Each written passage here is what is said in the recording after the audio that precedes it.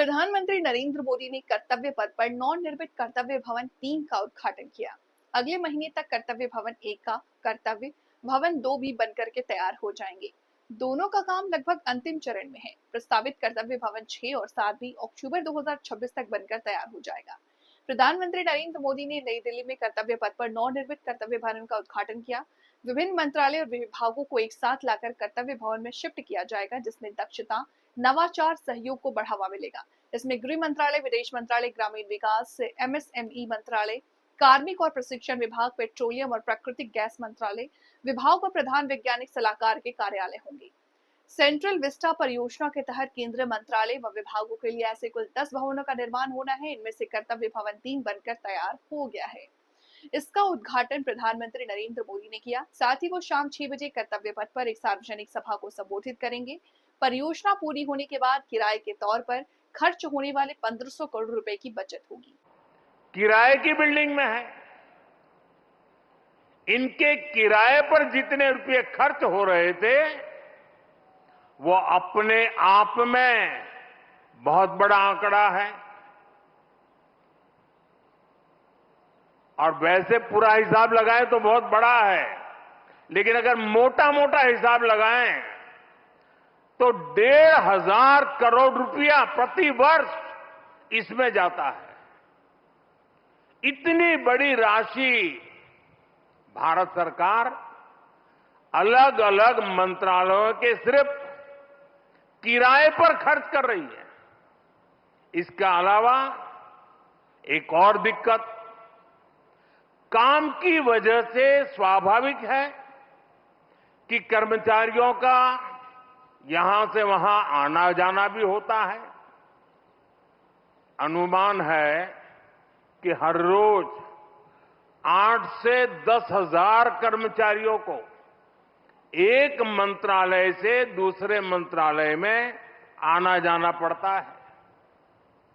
अब इसमें भी सैकड़ों गाड़ियों का मूवमेंट होता है, खर्च होता है, सड़कों पर ट्रैफिक बढ़ता है, कितना समय खराब होता है।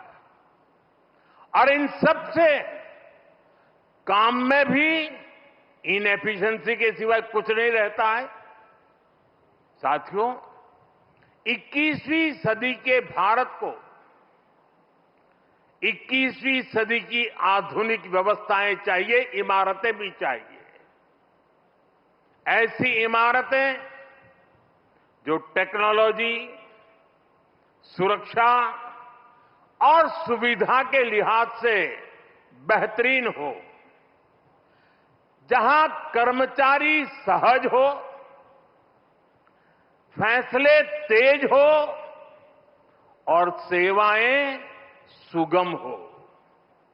इसलिए कर्तव्य पथ के आसपास एक होलिस्टिक विजन के साथ कर्तव्य भवन जैसी विशाल इमारतों का निर्माण किया जा रहा है। ये तो पहला कर्तव्य भवन पूरा हुआ है। अभी कई कर्तव्य भवनों का निर्माण तेजी से चल रहा है।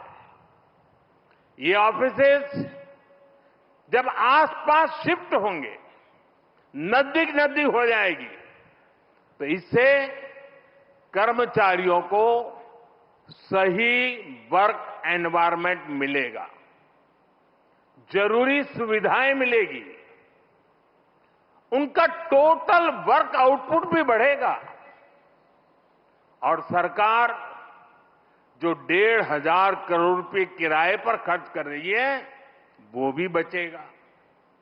साथियों, कर्तव्य भवन की ये भव्य बिल्डिंग,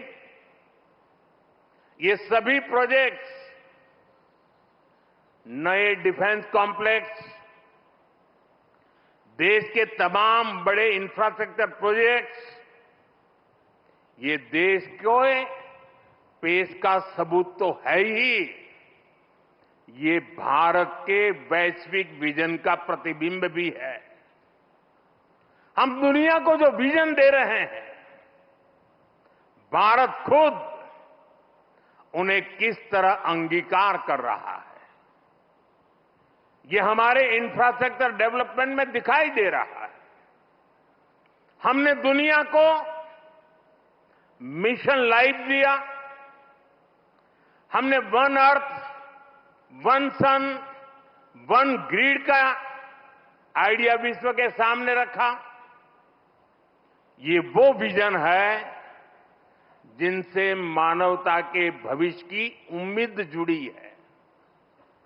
आज आप देख सकते हैं, कर्तव्य भवन जैसे हमारे आधुनिक इंफ्रास्ट्रक्चर, ये ऐसे इंफ्रास्ट्रक्चर हैं